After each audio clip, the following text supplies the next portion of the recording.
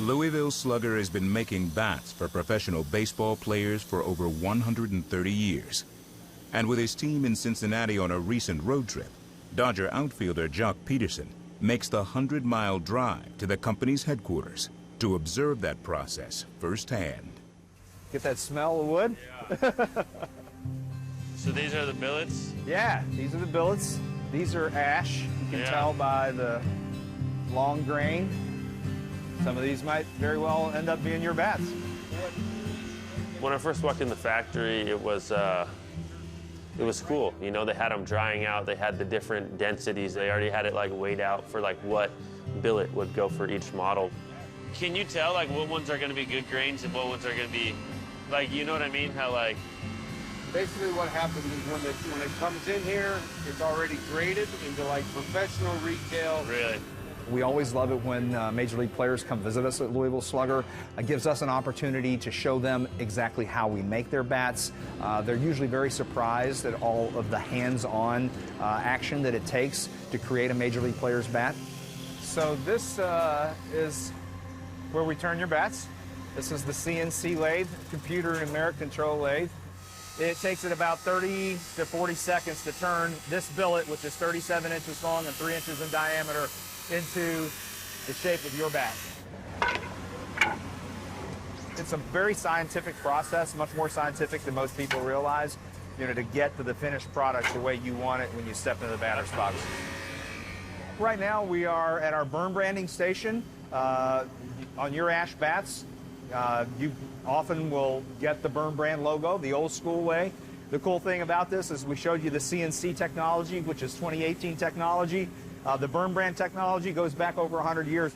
This heats up to about 1,400 degrees.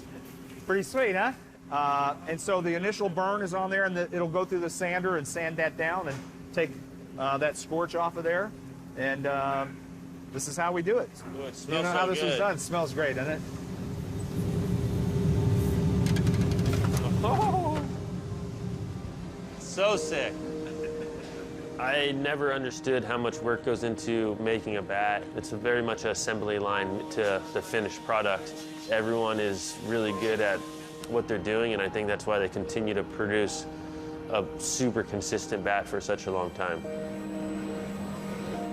All right, Jock, next stop is the vault, which really, for us, is like Fort Knox.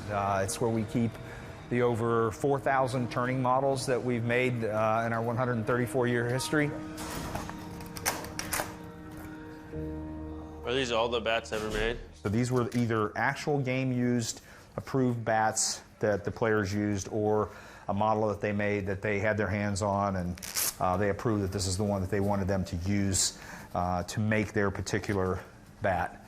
So the vault was probably hands down my favorite part, just because they had everything you could think of, any model that anyone's ever thought of in that room, and it was incredible. Are there stuff in these? Or are these actual bats? These are actual bats. Jock reminds me of the stories that I've heard about Ted Williams. Ted Williams used to come to the Louisville Slugger Bat Factory many times during his career, and he was always looking for a way to understand better how the bats were made and find anything that all could give him a little bit of an edge. And Jock, he was basically doing some research and development in our bat vault today. He was looking at all those 4,000 plus different models that we've made throughout our history and trying to find different barrels that he liked, different types of handles and knobs that he liked. When I hit my hand like on the top of the bat, I'm listening for the higher ping to see the density of the wood, and some harder wood billets are saved for special models because to create the weight and the length of it, it needs to be more dense. I can't even get to the ones up there. Losing half the battle, huh? I could have spent a week in there, but I did find some models, and I wanted to get created in like with my name on them, and so I could test them out and kind of just see if I like some bats that some other people have swung in the past. There's so many. Oh yeah, it's incredible. Here's a few things that we pulled for you to show you. You thought you might have some interest in. You ever heard of this guy, Stu Pederson? Those are his bat order records. P89. I haven't seen that one. Where's P? P's? P89. There you go.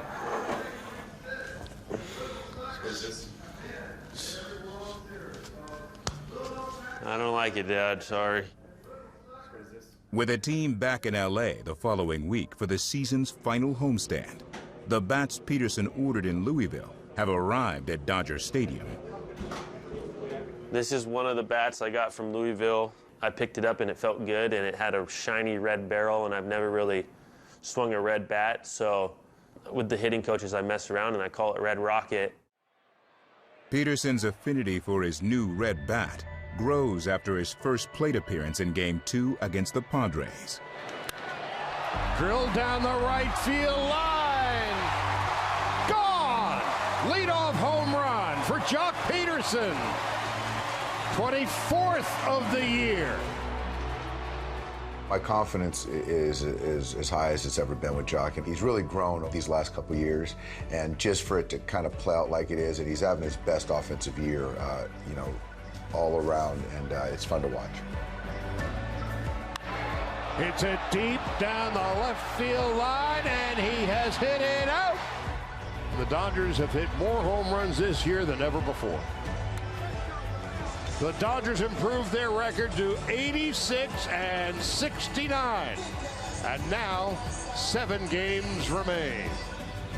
Jock's right where he needs to be right now, and all the guys throughout the lineup are doing some good things. It's fun to be a part of when teams are hitting homers, put up runs quick, and yeah, hopefully we can keep that going.